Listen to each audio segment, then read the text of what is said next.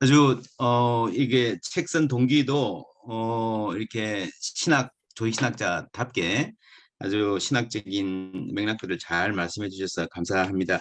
저는 알렉스 퍼거슨 사진 보고 농구 감독인 줄 알았어요. 아주 이렇게 뭐 굉장히 액션도 있으신 것 같고, 또 하신 말씀도 팀보다 위대한 선수는 없다라는 말도 딱 느낌이, 그런 느낌 딱 와 갖고 좋은 선생님한테 잘 배우신 것 같고요. 저는 제가 이제 잠시 제 느낌을 말씀드리면, 이 책 읽으면서 상당히 초대교회의 가까운 목소리를 이렇게 캐치하려고 노력을 많이 하셨다. 그러면서 현대적 고민을 갖고 초대교회의 자료들을 접근하는 요 간극을 잘 메우셨다는 게 가장 큰 장점이라는 생각이 들고요. 175페이지에 그 현실의 교회를 보면, 이 교회론을 다루시면서 이 교회가 하나님께 특별히 선택받은 공동체라는 사실이 도저히 믿기지 않을 때가 많다. 차라리 삼위일체 교리를 믿는 게 설명하는 게 훨씬 더 쉽다라고 하는 이 대목이 저한테는 굉장히 재밌는 포인트였어요. 금방 말씀하신 거, 요즘에 지적인 상대주의, 저도 이제 제 아내가 상담학을 공부해서 제 아내 학교의 교수님들하고 미국에서 한번 밥을 먹은 적이 있는데, 그때 어떤 현실의 어떤 이렇게 막 상담적인 이런 주제를 이야기하면서요, 이제 교수님들이 농담 삼아 그러시더라고요. Trinity is okay. 트리니티는 그냥 누구도 요즘 말도 하지 않고 고민도 하지 않는다. 그러나 현실의 사람의 심리와 뭐 복잡한 이혼과 무슨 뭐 스텝 패밀리 뭐 이런 복잡한 과정이 있고, 그게 진짜 이 현대 신학자들이 이제 붙들고 있어야 되는 거 아닌가, 이런 식으로 농담하면서 트리니티 is okay, 그건 뭐 다 괜찮다, 뭐라고 말하든 우리는 상관없다, 신학자들이 그렇게 말씀하시고, 실제로 요즘에 교단 신학 뭐 뿐만 아니라 모든 신학가 중에서 사실은 이 선택 과목들을 하는 거 보면, 전통적으로 이제 신학교 안에 조이신학이 필수로 다 돼 있는데 재미없다는 친구들이 많고, 신학교마다 조이신학을 선택하는 친구들이 많이 없어져서 그 관심들이 다 이제 실천 쪽으로 다 이렇게 가는 그런 이 현상하고, 이 우리가 도그마의 중요성 혹은 아름다움, 드라마로서의 그 갖고 있는 하나님 나라의 그 다이내믹을 잊어버리고 있는 이 사실하고, 교수님도 이렇게 말씀하셨듯이 진짜 우리한테 중요한 과제는 현실의 교회의 이 모습을 디펜드하는 게 훨씬 더 발등에 떨어진 불이어서, 이렇게 조이신학적인 고민이나 삼위일체나 교회 전통을 헤아리고 하는 부분들이 좀 뒤로 많이 이렇게 많이 가 있어서 페이드 아웃 돼 있지 않은가 하는 그런 고민이 사실은 많이 있어요. 교수님 현직에서 가르치면서 요즘 신학교의 분위기나 혹은 이 조신학적 주제를 강의를 하시면서 혹은 대중들을 만나시면서 느끼는 그런 도전들, 지적 상대주의라 그럴까?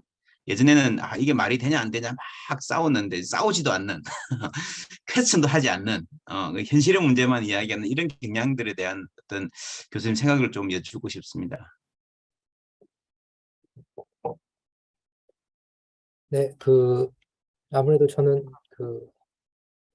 학교에 주로 있다 보니까, 네, 그리고 예. 이제는 조직 신학을 가르치다 보니까 저한테는 이런 문제들을 되게 많이 물어보고 있는 것이 사실이기는 하고요. 그러니까 장난같이 말씀드리면, 제가 신약학 교수님이랑 얘기를 하면은 최소한 삼일체는 성경에 보면은 삼일체란 말은 안 나오죠. 성부, 성자, 성령 이렇게 얘기가 나오는데, 신약학자는 고린도 교회가 그렇다는 거 어떻게 다 아냐, 제가 이렇게 그게 더 어렵겠다 이렇게 네, 예. 반문도 하기도 하는데요.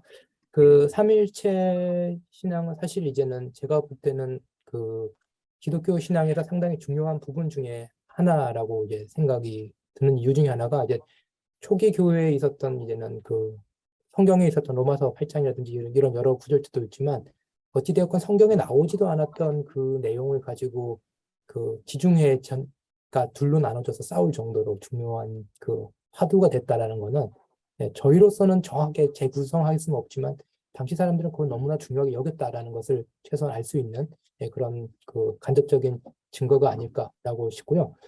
근데 이제 문제는 이 초대 교회에서 지중해 지역이 이렇게 기독교화가 되고 뭐 이런 기독교화까지는 아니지만 이제 기독교 교회들이 이렇게 생기고 그런 과정 중에서는 그 삼일체가 교리화가 되지 않았을 때 그런 일들이 벌어지게 되었고요. 오히려 교리화가 일어나면서 삼일체가 어려워지기 시작하면서 오히려 이제는 그 그리스도의 삶과 이제는 떨어지게 되는 그런 일이 일어나지 않을까 그런 생각이 들고요. 특히 이게 중세까지는 이제 그 문맹률이 높고 하기 때문에 그 삼일체를 그렇게까지 이제는 평신도들에게 일반인들에게까지 이렇게 그 논리적으로 이론적으로 설명하려는 시도는 없었는데 종교개혁 이후로 이제 그 사람들이 글을 읽고 그리고 이제는 다른 카톨릭이라는 쪽과 이제 경쟁하거나 그러면서 오히려 이제는 그 이전에는 오히려 예전이라든지 예배를 통해서 몸으로 익혀가던 것들을 이제는 머리로 설명하게 되면서 이제 삼일체가 오히려 이제 그 그리스도의 삶과 이제 떨어지지 않았나라고 이제 생각이 들고요. 그런 의미에서 저는 삼일체론에 대해서 그 여전히 그 신학적인 언어, 교리적인 언어가 아니라 오히려 삼일체론을 기본적으로 신앙의 문법으로 삼는 법에 대해서는 그 오히려 더 강조가 되는 필요가 있지 않나. 그리고 저도 그런 식으로 주로 이제 그 그, 학생들한테 예. 이제 소개를 하거든요. 다른 말로 하면 삼일체론이 어떻게 셋이 하나가 되냐라는 그 논리보다 더 중요한 거는 오히려 자기 수요적인 사랑, 교제, 이런 그 삼일체에 나오는 그 성경이라든지 아니면 신학 전체를 볼 수 있는 범주들, 이제 그것들을 이제 삼일체를 통해서 그, 그 다른 교리들이라든지 성경 본문을 읽는데 적용시켜 주는 것. 이제 그게 이제 어떻게 보면은 삼일체론에 대해서 이제 논쟁하는 것이 아니라 삼일체론이 어떻게 우리의 신앙적인 언어와 생각을 형성하는지 보여주는 방법이 아닐까라고 생각이 들고요. 그래서 저는 그 어떤 삼일체론 기본 교리 논쟁 자체에 들어가는 것에 대해서는 좀 약간 거부감 예. 내지는 거리감을 두고 있습니다. 그 제가 이야기하기로는 어떤 점에서는 딥 스트럭처 안에 신청의 삼일체론이 있고 그것들이 교회론이나 인간론이나 우리 신앙의 다양한 측면들에 이제 드러나는 배어 있는 그것을 캐치해서 오히려 현실의 언어로 말할 수 있다는 게 좀 좋은 접근인 것 같고요. 제가 이제 교수님 책을 읽으면서 신학의 역사를 어떻게 보면 금방 말씀하셨듯이 어떤 현실, 설명해야 되는 현실과 진리가 있어서 어떤 단어나 교리를 컨셉을 선택을 하는데 그걸 선택해서 못 받고 나면 이제는 그것을 디펜드하는 게 과제가 되어버리는 카톨릭 철치라고 하는 것도 보편적이라고 하는 것도 본래 보편적이라는 것은 굉장히 다양한 의미가 있는 것 중에서 어떤 부분을 설명하기 위해서 카톨릭이란 말을 들고 왔는데 그게 이제 교리의 어떤 반열에 오르고 나면 그거 자체를 또 디펜드하고 설명하는 게 교류의 과제가 되어버려서 이렇게 경직화가 진되지 않는가. 저는 그런 느낌, 이 교리의 역사라는 그런 느낌이 좀 들고요. 그런 점에서 이제 215페이지에 구원론 이야기합니다. 저도 이제 신약학 전공이고 한국에서도 최근에 뭐뉴 퍼스펙티브 온 폴 이런 말이 워낙 많아서 이신칭의 논쟁이 굉장히 심했는데 저는 그런 맥락에서 교수님이 하신 말씀 중에 한두 개만 의존하면 구원론이 납작해져 버린다라는 표현이 굉장히 재미있는 표현인 것 같아요. 이게 틀렸다 맞다 뭐 하는 게 아니라 이거 하나만 가지고 너무 빈약하다 납작하다 좀 입체적인 뭐가 필요하다라고 해서 다양한 구원론의 설명들을 함께 이렇게 인정해 가면서 추구하는 제가 이해하는 방식으로는 좀 입체적인 구원의 이해 이런 것들이 좀 인상적이었는데 이것에 대한 교수님 조금 설명해 주시면 좋겠습니다. 네, 사실 이 부분 쓰면서 상당히 걱정도 많이 했고요. 오해받고, 네, 그럴까 봐 걱정도 많이 했는데, 이 입장은 사실 이제는 그 아구스티누스 때부터 조금 나왔던 입장인 것 같아요. 아구스티누스가 저희가 알기로는 그 뭐 구원론도 있지만 알레고리적 성사에서 간 걸로 이제는 신학교에서도 이제 많이 알려져 있는데 아구스티누스는 이제 진리라는 건 워낙 초월적이기 때문에 그것을 설명하는 이론이 많으면 많을수록 더 다양하면 다양할수록 진리는 입체적으로 드러난다라는 그런 그 입장을 해가지고 오늘날 입장에서는 해석학적 다원주의의 어떤 그 아버지처럼 여겨지는 것도 이제 아구스티누스의 입장인데요. 그런 의미에서 그 어떤 예수 그리스도를 통해서 하나님과 이 세계가 이룬 화해라는 것이 어떤 하나의 그 실제, 우리로서는 완전히 이해하기도 설명하기도 없는 실제라면은 그것을 설명할 수 있는 틀은 가능한 다양하면 다양할수록 더 좋지 않을까라고 하고, 한편으로는 하나가 다른 하나를 보충해주는 역할들을 하기 때문에 그 어떤 나름대로 이제 교단별로 주도적인 입장은 있겠지만 그것이 이제 다른 입장들을 이제는 배제하는 것이 아니라 오히려 그 다른 입장들의 그 가지고 있는 장단점을 더 부각시켜주면서 우리가 가지고 있는 구원의 신비를 이해하는데 더 다양한 앵글을 만들어주지 않을까라고 생각이 들어서 그런 식에서 여러 구원론들을 이제는 그 소개하기도 했고, 실제 초기 교회에서는 여러 구원론들이 이제 공존을 하기도 했고, 그런 의미에서 이제 그것들을 이제 좀 다채롭게 풀어보려고 했습니다. 예, 예. 하여튼 제가 아는 지식으로는 성서학자들이 꽤 이렇게 좀 많이 펼쳤는데 여기에 참전한 조지신학자들은 주로 이신칭이 중심으로 아까 이제 김철용 목사님 말씀하셨듯이 루터교 입장에서 해서 굉장히 하나의 중요성을 강조하는 쪽으로 많이 해서 그런 어떤 요 논의 상황에서는 그런 좀 프리컨셉션이 있는데 교수님 조신학적으로 이렇게 다양성 말하는 게 꽤 이제 인상적이었고요. 그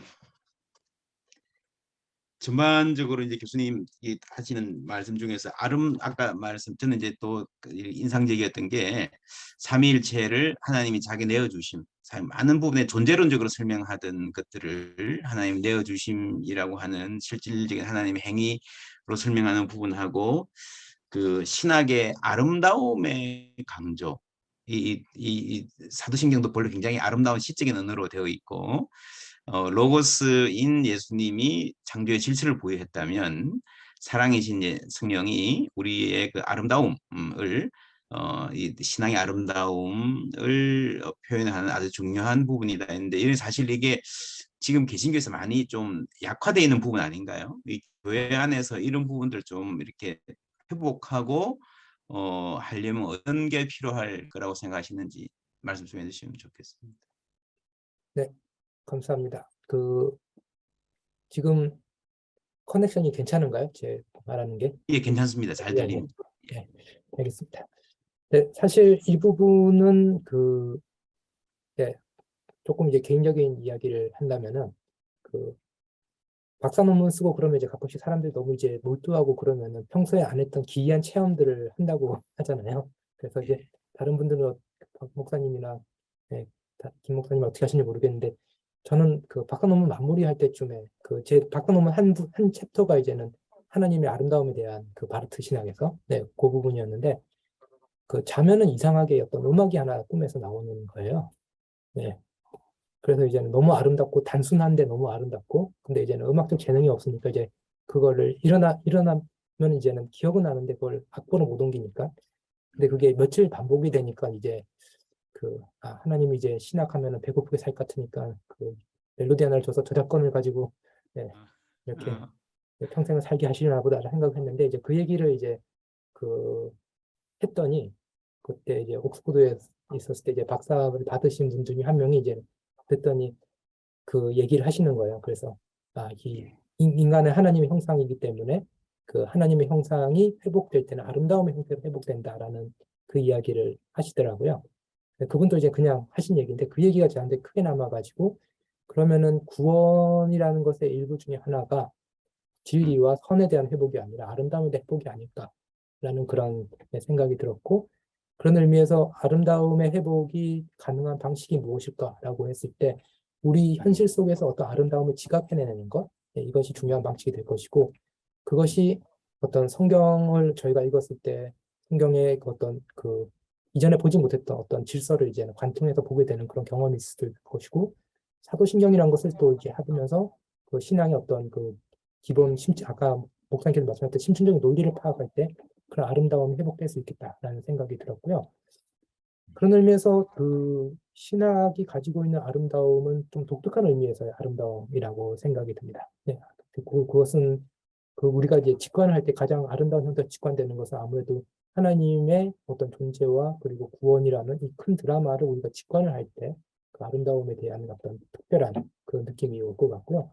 이제 그거는 이제 한편으로는 이제 말씀을 통해서도 가능하겠지만 다른 한편으로는 저는 상당히 중요한 게 시각예술이라고 그 음악도 중요하고요. 음악도 중요한데 음악 같은 경우는 개신교에서 지금 아주 많이 사용을 하기 때문에 좀 저는 개인적으로 시각예술이 상당히 중요하고 시각예술이 우리에게 익숙했던 세계를 새롭게 보게 해주는 상당히 큰 훈련을 많이 시켜주는 그런 분야이기 때문에 그 개신교에서도 조금 시각예술 그 지난달에 하셨던 김학철 교수님 표현되는 시각적 문해력을 조금 이제 기르는 그런 것들이 좀 더 보충이 되면은 더 어떤 균형 잡히고 풍요로운 그런 형태의 또 이제 신앙생활이 되지 않을까 생각을 합니다. 예.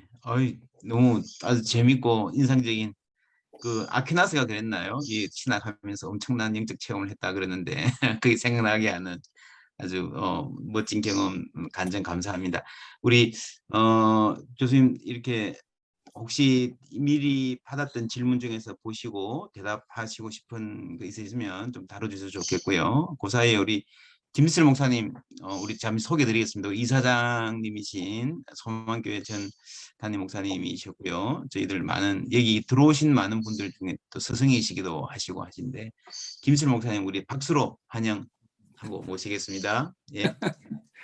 예, 감사합니다. 이 좋은 책 이렇게 읽게 돼서 여러 가지 배움이 됐습니다. 근데 이렇게 읽으면서 이렇게 느낀 것이 뭐냐면 김진혁 교수님이 굉장히 정통적이고 보수적이시구나. 이렇게 오늘의 세계 속에 열려져 있지만 그래서 그게 조금 이렇게 여러 가지 생각을 하게 했어요. 지금 횃불 트리니티에 계셔서 정통 보수적이신가 아니면 연세대에서 이렇게 신학 공부를 했을 때 굉장한 신학적 갈등이 있었고 또 하버드대에서도 공부하시고 그럴 때 그 신학의 여정이 조금 궁금해졌어요. 그래서 혹 이렇게 신학의 여정 속에서 학부에서 할 때 그리고 하버드에서 MDB를 하신 거죠. 네. 하버드에서 또 목회학 석사 하시고 그다음에 영국에서 공부하실 때 그리고 또 독일에서도 잠깐 계셨다 그러니까 그런 다양한 학풍의 자리에서 신앙의 여정이 그러니까 신학하면서 신앙의 여정이 이렇게 있으셨는지 한번 들어보면 참 재밌겠다 하는 생각이 먼저 들었어요. 조금 설명해 주시면 좋겠습니다. 네, 그 많은 분들이 궁금해 하시기도 하는 분야 중에 하나인데 그 학교로 따지면은 그 한국에서 제일 리버럴한 학교 중에 하나, 미국에서 제일 리버럴한 학교 중에 하나, 영국에서 제일 리버럴한 학교 중에 하나를 나왔는데 그 왜 그러냐 그런 식으로 또 질문을 많이 하시는데요. 그 사실 한편으로는 저는 그 일단 한국에 와가지고 이제는 프리트리니티라는 그 복음주의 계열의 학교에 있기 때문에 그 일단 저희 학교가 갖고 있는 문맥은 제가 충실히 이렇게 따르면서 신학을 하는 그러면서도 이제는 제가 가지고 있는 나름대로 관점은 계속해서 유지하려고 그러는 그런 글쓰기를 일단 하려고 하고 있고요. 두 번째로는 그 제가 한 번도 신학교를 나온 적이 없어요. 보시면 그 다 이제는 그 종합대학교에서만 신학을 공부했기 때문에 그 신학 미너리를 다닌 적이 없어. 디비니티 스쿨 형태이기도 하고 근데 이제 또 하버드 디비니티는 또 워낙 또 특별한 형태의 또 신학교이기도 하고 신학과이기도 하고 그래서 그 다른 말로 하면 일반적인 많은 분들이 이제 경험한 그런 신학교 경험이 없는 상태에서 그리고 또 해프 트리니티를 왔는데 뭐 장신대라든지 뭐 감신대라든지 뭐 한신대라든지 이런 경우는 THM이 한국어로 있고 PhD 과정도 있고 자기 제자들이 기르기 때문에 그 연구자로서 자기 학문성을 유지하는 것도 교수력이 요구가 되는데 해프 트리니티는 사실 한국어 과정 같은 경우는 MDB 때 끝나버리거든요. 그러니까 바로 이제 목회를 나가야 되는 학생들인데 거기서 제 전공이 이제 칼 바르트인데 바르트 신학 자체에 대해서 연구를 하는 건 좀 직무유기다라는 생각이 여기 와서 많이 들었고요. 오히려 그 MDB만 하고 바로 목회를 하거나 아니면 선교 현장에 나가야 될 학생들에게 그 학생들이 도움이 되거나 바로 읽을 수 있는 책들을 써내는 게 해피 트리니티 신학대학원 대학교에서 교수로서 제가 하는 가장 중요한 역할이 아닐까라는 생각이 들어서 조금 이제 연구자라든지 아니면 학자로서 저의 그 어떤 그건 조금 적고 네. 그냥 조금 더 실용적인 형태의 책을 쓰는 것이 네, 지금 이 상황에서 제가 할 수 있는 최선의 일이다라고 이제 생각이 들었고요. 이런 가르침을 주는 거는 네, 사실 그 미국의 리버럴리즘입니다.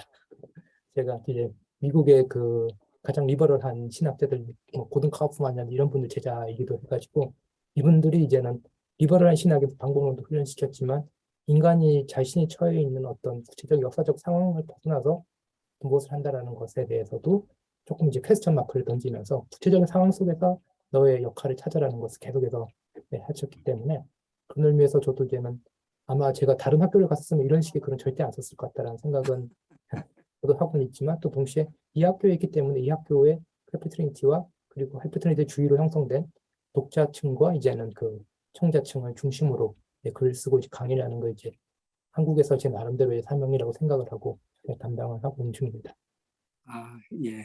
네. 한 가지만 더 재밌는 말씀해 주셨는데 저는 이제 성수학하는 후배들한테는 조직신학적인 책을 읽어야 성수학적 연구가 역사적 질문에만 제한되거나 언어학적 질문에만 제한되는 것을 꼭 할 수 있고 그래서 진정한 신학적 자리까지 상승할 수 있다. 아까 우리 박영호 원장님도 신학학의 그 다변성 어떻게 보면 역사적 질문과 언어적 질문에만 머물러 있는 성서학적 그 틀이 있거든요. 이 교의적 신학이 거기 동반되지 않으면 신학적 가치가 저는 없다고 여겨지는데 그래서 이제 이 부분이 실천적 목회적 자리까지 가게 되는데 이게 한 가지 흥미있는 거가 제게 눈에 들어왔는데 세례와 성찬을 인간의 오감으로 감지하고 경험하도록 하게 하는 그 관점에서 세례와 성찬을 그렇게 써주셨는데 오늘날 목회자들이 지금 비대면의 자리 속에서 뭐 설교도 비대면 속에서 하게 되는데 지금 세례와 성찬마저도 비대면으로 하려고 하는 이런 시도들이 종종 나타나고 있거든요. 근데 우리 조직 신학자로서 지금 이 코로나 팬데믹의 위기 속에 그 방향성을 어디까지 그러니까 어떤 분은 세례와 성찬은 이건 반드시 대면 속에서 이루어져야 된다. 왜? 지금 말씀하신 오감을 통해서 모든 것이 경험돼야 되기 때문에 근데 그 입장에 대해서는 혹 어떻게 생각하시는지 조금 말씀해 주실 수 있겠습니까? 예, 그거 말씀 나온 김에 우리 그 본래 나왔던 질문 중에 사전 질문 중에 이런 게 있거든요. 예수님이 사마리아 여인 가운에게 그리심도 아니고 예루살렘도 아니고 여기 뭐 네가 예배드리는 것이 곧 교회다라고 했고 이제 질문하신 분은 흙의 허식은 사라지고 액체교회, 기체교회로 가는 것이 꼭 나쁜 것만은 아니지 않을까요? 교수님의 생각이 궁금합니다라고 하는 어떻게 보면 김 목사님 말씀하신 좀 반대쪽에서 이렇게 질문하신 질문도 있습니다. 요 연결해서 한번 대답 부탁드립니다. 네, 감사합니다. 그 사마리아 여인한테도 예수님께서 말씀하셨고 이제 세례와 성찬을 제정하신 것도 예수 그리스도께서 제정을 하셨는데 거기 그 심리학자들께서는 더 잘 아시겠지만 예수님도 자기도 모르는 게 있다라고 말씀하셨기 때문에 팬데믹 상황은 모르고 그 얘기를 하시지 않으셨을까 하는 게 일단 전제이고요. 네,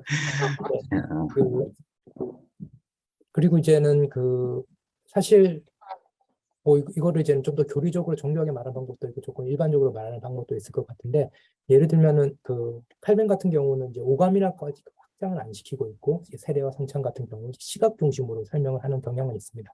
그렇기 때문에 만약에 시각 중심으로 칼뱅식으로 조금 이제 협소하게 칼뱅을 이렇게 이해해가지고 시각 중심으로 세례와 성찬을 이해한다면은 그것은 이제는 비디오로도 동영상으로도 대체 가능하다라는 그런 논리적인 그로는 그렇게까지 말할 수 있겠지만 저는 그쪽으로는 조금 제 정서적으로는 조금 가기가 힘든 것 같고요. 오히려 이제는 그 칼뱅이 말했던 것보다 훨씬 더 이제 세례와 성찬은 오감 전체를 이렇게 다 이렇게 호소하는 그런 형태의 하나님께서 우리에게 자신을 선사하는 방법이 아닐까라는 생각이 들고요.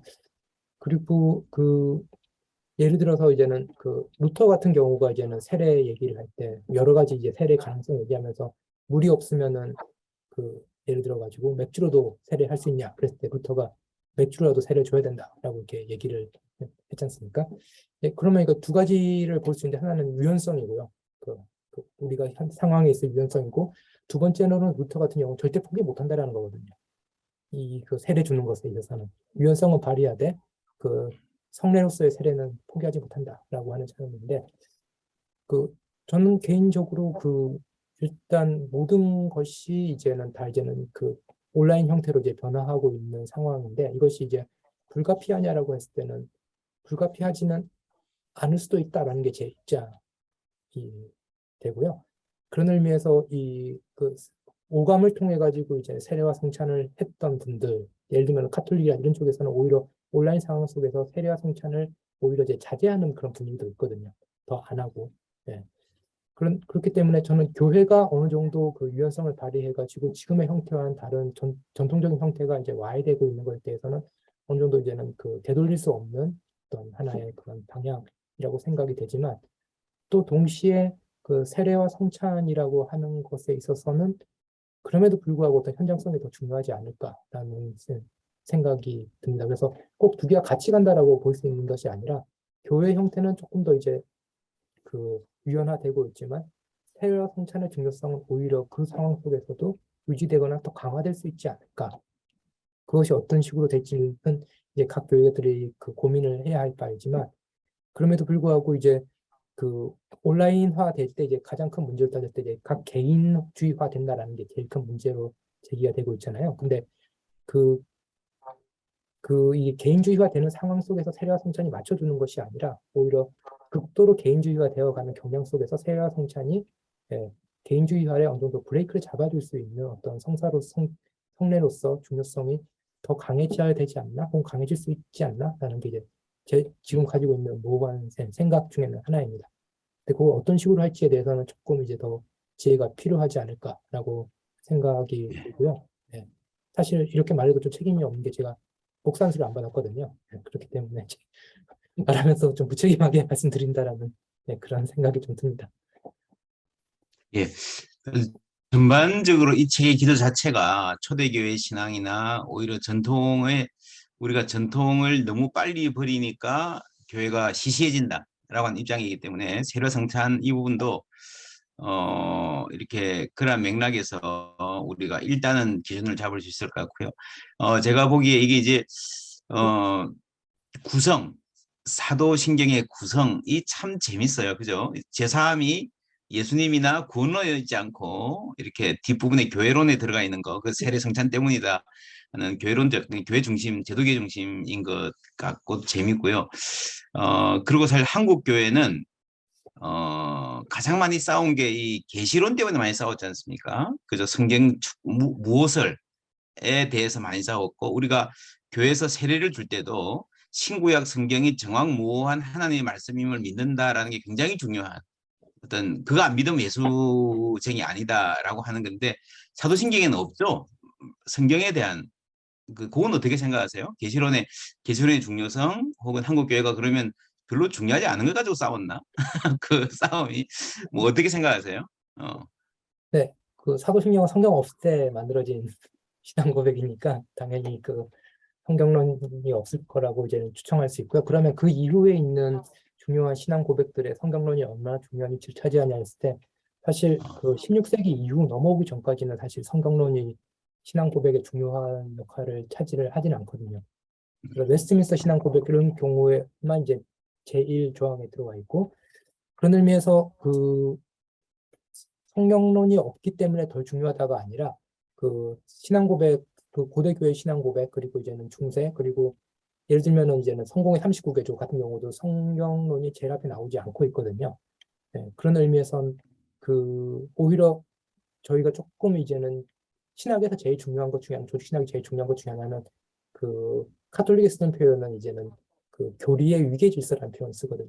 hierarchy of doctrine이라는 표현을 쓰는데 어느 것이 가장 중요하고 어느 것이 그다음 더 중요하냐 이것을 어떤 식으로 그 시대마다 자리매김하느냐가 그 시대의 신학을 실질적으로 대변을 해주는데 조금씩 바뀌거든요. 가톨릭도. 그렇지만 제일 중요한 거는 삼위일체, 그리스도의 성육신, 뭐 교회론 이런 식으로 쭉 내려오는 기본 스트럭처는 되어 있고 뭐 천사론 같은 게 중요했다가 내려가고 이런 변화가 있는데 개신교 같은 경우는 그 카톨릭과의 어떤 그 대결 구도 속에서 16세기에 그 성경론이 삼위일체론보다 앞서 나왔다는 건 저는 개신교의 많은 그 공헌에도 불구하고 가장 큰 비극 중에 하나가 아닌가 개인적으로 생각을 합니다. 그런 의미에서 그 박 목사님께서 말씀하셨듯이 우리가 뭐 실체 없는 것 가지고 싸운 건 아니냐라고까지 이게 어떤 사람들은 이제 비약할 수 있겠지만 그건 아니라 조금 저희가 중요도의 차이는 다시 재조정을 할 필요는 있지 않을까라고 생각이 들고요. 그래서 저는 그 사도신경이면 충분한데 왜 굳이 그렇게까지 복잡하게 나중에 신앙 고백문을 더 만들었을까라는 조금 그런 네, 의문점은 있습니다. 물론 나름대로 역사적인 이유가 있었지만 지금 저희가 그 16세기, 17세기 신앙 고백문을 계속 유지할 필요 가지고 세례를 줄 수가 있을까는 개인적으로 의문이 있습니다. 예. 감사합니다. 아주 재밌습니다. 사도신경, 우리 미리 사전 질문 중에 있어요. 대부분 다 많이들 좀 강의 내용과 지금까지 돼가지고 대단히 많이 된 것 같고, 사도신경을 교회에서 가르치고 싶은데 구체적인 방안을 알려주시면 감사하겠습니다. 라고 질문이 있고요. 저도 이제 목회를 하면서 사도신경을 설교를 하는 분들 저도 해봤고 많이 봤는데 어떻게 가르치는 게 가장 좋은가? 또 이 개신교의 설교는 성경 본문을 갖고 하잖아요. 그러니까 사도신경 한 줄을 읽어놓고 설교하기는 쉽지 않고 어떤 분들은 이제 성경을 하나를 텍스트를 정해서 그냥 강의하듯이 사도신경으로 가고 이렇게 하기도 하는데 그런 고민 포함해서 교회에서 어떻게 가르치는 게 사도신경을 잘 가르칠 수 있을까요? 네, 일단 사도신경에 대한 좋은 책들을 많이 읽는 게 첫 번째가 되는 것 같고요. 네, 왜냐하면은 사도신경이 워낙 전통 속에서 오랫동안 해석되었기 때문에 그렇기 때문에 제가 제 책에 썼듯이 지금 한국에서 많이 읽히는 사도신경 책들이 뭐냐면 특정 교단 혹은 이제 특정 그 전통을 옹호하는 입장에서 쓴 그 사도신경 책들이 많은데 그게 아니라 조금 더 이제는 그 보편교회, 거룩한 공교회로서의 교회 입장을 살펴주는 그런 책들 중심으로 조금 읽다 보면은 각 그 설교 아까 박 목사님께서 말씀하셨듯이 설교는 성경 본문을 가지고 하게 되잖아요. 그러면은 그 신학자들이 공통으로 이제는 언급하는 각 조항마다 성경 구절을 쓰면서 저는 그걸 이제는 성경 본문으로 사용하면은 좋지 않을까라고 생각이 들고요. 또 중요한 거는 이제는 어떻게 이제는 쪼개느냐가 상당히 중요하거든요. 그래서 음. 12번으로 쪼개도 그게 벌써 3달 설교 정도가 되잖아요. 근데 12번으로 쪼개기가 사실 힘들기도 한데 일단 그 쪼갤 때는 나름대로 이유가 있어야 됩니다. 쪼개면서 어디서 얼만큼 할 것이냐라고 이렇게 예전에 이제 강영환 교수님께서 사도신경 해석하다가 나는 믿습니다만 엄청 쓰시다 끝나버렸잖아요. 한 건 그 뒤로 안 나왔죠? 네, 못 나왔죠. 1권만 나오고. 예. 네. 네. 예. 그렇기 때문에 이제 전체적인 배율 이런 것들은 좀 전체 구상을 해야 되는데 그거는 혼자서 하기 힘들고 제가 볼 때는 여러 여러 이제 사도신경에 대한 좋은 해설들을 보면서 참고를 하셔서 그 자기 나름대로 통찰을 가지고 이제 끊으시는 게 좋지 않을까 싶고요. 예. 그리고 저 같으면은 그 사도신경이 가지고 있는 그 생생함을 알려주기 위해서는 아무래도 초기 교회 모습과 계속 연결시켜 주는 것. 제가 불충분하게 하긴 했지만 이게 정말 죽은 고백이 아니라 정말 이 초기 교회에서는 이 성서도 없었을 당시에 어떤 성서적인 신앙을 형성해가는 그런 그 교회가 함께 공유해가는 그런 데 아주 중요한 역할을 했다는 것을 보여줄 수 있기 때문에 초기 교회 상황과 연결시키는 것 어떤 그 특정한 교단 입장 연결시키는 것보다는 훨씬 그것이 더 효율적이지 않을까 하는 생각은 해봤습니다. 예, 감사합니다. 예. 제가 이 책에 대해 이렇게 조금 말씀드리고 싶은데 그 90쪽에 보면 이제 마리아에 대한 이야기를 해주시잖아요. 조직 신학자가 그것을 좀 접근해 보시면 어떻겠는가 하는 생각이 있는데 소위 아담과 그리스도의 타이폴로지는 종종 많이 나오고 또 바울 자신도 로마서 5장에 그 타이폴로지를 본격적으로 다루고 있으니까. 근데 이 마리아와 구약에 나오는 하와와 저는 타이폴로지가 된다고 보여지거든요. 굉장히 많은 부분에 있어서 그 점을 조직신학적으로 언제 한번 김진혁 교수님이 좀 더 이렇게 학문적으로 제시를 해주시면 좋겠다 하는 생각이 하나가 이렇게 제가 이게 제안하는 것인데 들고요. 또 하나는 이제 예수께서 십자가에 못 박혀 죽으셨다라고 하는 거기에서 하나님의 내어놓으심과 또 자기 자신의 내어버림에 대한 그 강조를 하셨는데, 그거는 제가 이 책만 읽어서 우리 김 교수님의 책을, 다른 책은 제가 못 읽어봐서 어떻게까지 많이 이렇게 전개하셨는지 모르겠지만, 이 십자가에 갖고 있는 이 나의 하나님 어찌하여 나를 버리셨습니까?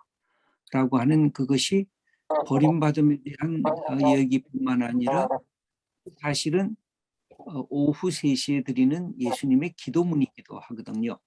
특별히 하나님이라고만 부른 게 아니라 앞에 나의라고 하는 나와 하나님과를 1인칭과 2인칭으로 연결했기 때문에 이 부분은 기도문이라고도 할 수가 있는 것인데, 그 점은 이제 여기에서 이제 잘 다루지 않으셔서 이제 제가 한번 여쭤보는 거고, 또 하나는 뭐냐면 이게 전통적인 구약의 고난받는 의인의 과의 연대성에 대한 예수님의 그 십자가의 이 고백하고 구약의 고난받는 의인하고 연계성인데, 이게 다른 책에서는 이런 부분을 이제 많이 다루셨는지 하는 부분이고, 그래서 궁극적으로 하나님의 사랑에 대한 예수님의 역전적 찬탄이라 그럴까요?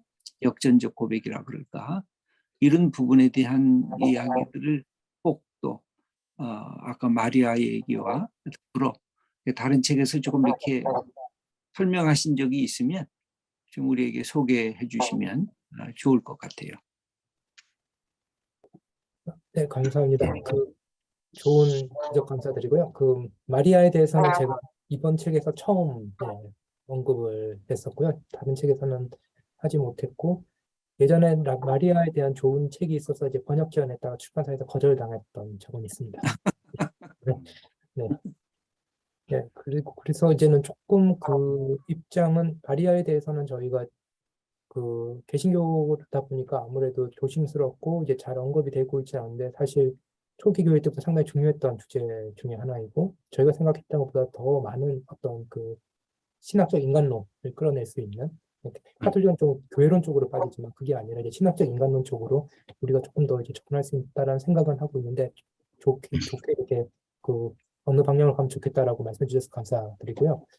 그다음에 예수 그리스도의 십자가에서 이제는 나의 하나님 어찌하여 나를 버리셨나이까, 여기 대해서는 사실 제가 전문가는 아니지만 이제 제 전 책에서도 그렇게 다루지는 못했는데, 주석을 봐도 너무 내용이 이제 방대해가지고 이제는 아마추어의 제가 감히 이렇게 다루다가는 안 되겠다라는 생각도 들어서 간략하게만 이렇게 말씀을 드렸고, 오히려 저는 조금 더 이제 굳이 안 해도 되는데 조금 더 이제는 펜을 머물렀던 곳은 오히려 성토율 쪽이 아니었나라고 생각이 듭니다. 그래서 성토율 십자가에서 예수 그리스도의 외침은 당연히 중요하고 더 제가 풀어 썼어야 되는 부분이기도 하지만, 많은 분들이 이미 해주셨던 또 그런 전례가 있는데, 성토율 부분은 많은 분들이 조금 이렇게 좀 한국교회에서 안 좋은 그런 전례도 있고 그래서 그런지 말씀을 안 하시려고 그래가지고 제가 성토율 신학을 전체적으로 소개는 못하지만 좀 화두는 던지려고 그런 시도를 했었습니다. 예, 감사합니다. 성토요일 음부 강화까지 해서 그런 부분, 하나님의 침묵, 이게 중요한 주제인 것 같기도 하고요. 그리고 사실 마지막 부분에, 사실 지난번에 우리 북토크했던 김학철 교수님이 최근에 이순신은 구원받았을까 이걸 이야기했다가 페이스북에 와서 꽤 논전이 많이 있었는데, 마지막 부분에 그런 예수를 몰랐던 사람들의 구원 문제를 다루신 게 제가 보기에는 상당히 잘 다룬 것 같아요. 잘 다루셨고, 이 책, 그러니까 어떻게 보면 전체적으로 이 책의 갖는 신학적 톤, 이 어디까지 수용을 우리가 고민들을 들어주고 예수 안 믿는 사람들의 어떤 그런 생각까지도 포괄해서 그러나 복음적 전통을 떠나지 않고 어디까지가 우리가 이야기할 수 있을까라는 부분에서 제가 보기에는 최대치로 간 것 같아요. 이거보다 조금 더 나가면 조금 위험해질 것 같기도 하고 뭐 그런 아주 감사하고요. 우리 그제 평이 그냥 생각이고 우리 들어오신 분들 중에서 한두 분 질문하실 직접 육성으로 질문하시고 싶은 분 계시면 해주셔도 좋을 것 같습니다.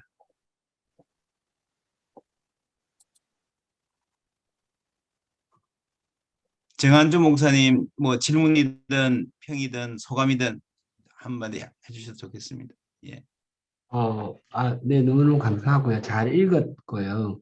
사실 이게 길까 싶어서 제가 여쭙지는 못했는데, 아까 그 박영 목사님 말씀하신 그 음부 강화, 이제 이 부분이 우리 사도신경에는 빠져 있지 않습니까? 이제 이 스토리는 들었는데, 그 후에도 그러면 계속 들어가지 않는 것은 이것이 중요하지 않은 주제이기 때문에 안 들어간 건지 좀 제가 궁금합니다. 네, 감사합니다. 제가 목사가 아니라서 총회 갈 수 있는 그런 자격이 없어가지고 네. 예, 정확한 내용은 모르는데요. 사실 이 내용을 가지고 이제는 갑론을박이 많이 있었고 고신교단 같은 경우는 다시 집어넣습니다. 네, 그래요. 네, 그렇기 때문에 이제는 그 중요성을 조금 인정했던 편이고요. 그리고 고신교단은 아무래도 다른 교단 비해서 조금 이제 교리적인 그 정확도 이런 것들을 많이 강조하는 교단이다 보니까 어떤 고신 교수들이라든지 이런 쪽에서 논의를 통해 가지고 다시 들어가는 쪽으로 되어 있고요. 다른 교단들 같은 경우는 제가 알기로는 아직까지 그 신학자 개별적으로는 이야기를 하지만 교단 차원에서 이것을 이제는 다시 되살리는 것에서 그렇게 적극적인 그런 입장은 보이지 않는 것 같고요. 대신 이제는 사도신경 세 번역 보면 이제 가로해가지고 혹은 이렇게 각주처럼 해가지고 음부에 내려가시며가 사본에 따라 있다. 뭐 이렇게는 이야기하는 그 정도 수준으로는 지금 올라와 있습니다. 근데 사실 이 그리스도의 음부 강화가 오늘날 현대 신학자들에게 아주 중요한 주제로 재부상이 되고 있거든요. 그 이유 중에 하나는 아까도 박영호 목사님께서 간략하게 말씀하셨지만 그리스도께서 음부에 가셔서 어떤 것을 하셨냐, 혹은 어떤 것을 겪으셨냐에 따라서 구원론의 범위라든지 이런 것이 달라질 수 있기 때문에 그래서 이제는 그리스도의 음부 강화를 통해서 이제 종교신학을 하시는 그런 분들도 있기도 하고 또 동시에 이제는 그리스도의 음부라고 했을 때 그 성토요일이 가지는 어떤 우리의 일상 시간과 깨어져 있는 그 시간이라는 이해, 네, 이것이 가지고 있는 어떤 다른 말로 하면 시간이 이제는 우리가 흘러가는 일상 시간에서는 금, 토, 일 흘러가지만 그리스도가 토요일에는 이제 무덤에 계심으로써 우리가 경험하는 그런 어떤 물리적 시간과 다른 시간 속에 계셨잖아요. 그걸 통해 가지고 이 시간의 깨어짐이라는 경험을 인간이 하는 경우가 이제 트라우마에 빠져 있을 때인데 어떤 트라우마적인 그런 상황 속에 있는 사람들을 이해할 수 있는 중요한 신학적인 앵글로서의 성토요일 신학을 사용한다든지 이런 식으로 오늘날 성토요일 신학의 중요성이 현대 신학자들에 의해서 상당히 많이 부각이 되고 있습니다. 그래서 제가 볼 때는 이건 닫힌 논쟁이 아니라 계속해서 이야기되고 계속해서 발전돼야 될 그런 주제가 아닌가 생각이 됩니다. 네, 감사합니다. 감사합니다. 예, 감사합니다. 예. 이제 우리가 약속한 시간이 거의 다 되어서 마칠 때가 됐는데 김치 목사님 마지막으로 하시고 싶은 말씀 있으시면 감사 예. 인사도 해주시고. 오늘 감사합니다. 좋은 또 책을 써주시고 우리가 함께 배울 수 있는 시간이 돼서 너무 고맙습니다.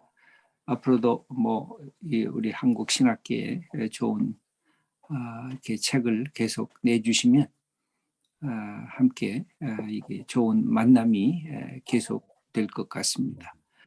저는 이거 보면서 특별히 사도신경에 인간론이 없는데 인간론을 예수님의 인간론으로 바꾸신 것이 아주 흥미로웠어요.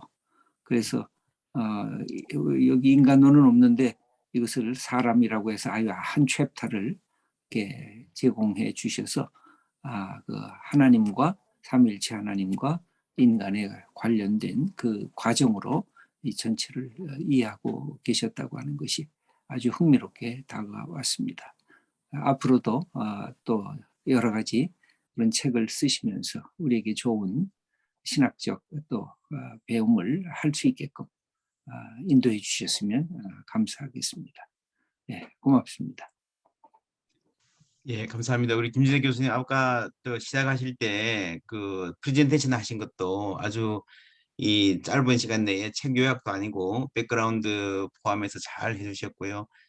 꽉 찬 짧은 시간인데 이 큰 주제에 대해서 꽉 찬 또 토론해 주셔서 대단히 감사합니다. 우리 김 교수님 마지막 인사 말씀만 해주시죠.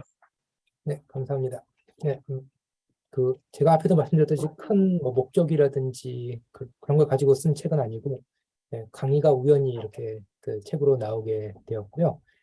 방금 말씀하셨듯이 예수 그리스도를 이제 사람으로 이렇게 해가 풀었던 거는 왜냐하면은 그 연구소에서 인간론을 강의해달라고 그랬기 때문에 억지로라도 찾아야 됐기 때문에 그렇게 네, 그리스도를 역으로 이제 해석을 하게 되었습니다. 그래서 아무튼 제 생각과는 다르게 여러분들이 이렇게 막 아이디어도 주고 푸시도 하시고 그래서 만들어진 책인 만큼 뭐 여러분들이 많은 분들이 이제 많이 활용해 주시고 그러면 좋을 것 같습니다. 그리고 이렇게 좋은 기회 마련해 주셔가지고 미지의 독자들과 이렇게 또 인사드리게 된 것도 이렇게 기회 마련해 주신 것도 감사드립니다. 예, 감사합니다. 김 교수님 너무 귀한 시간 감사합니다.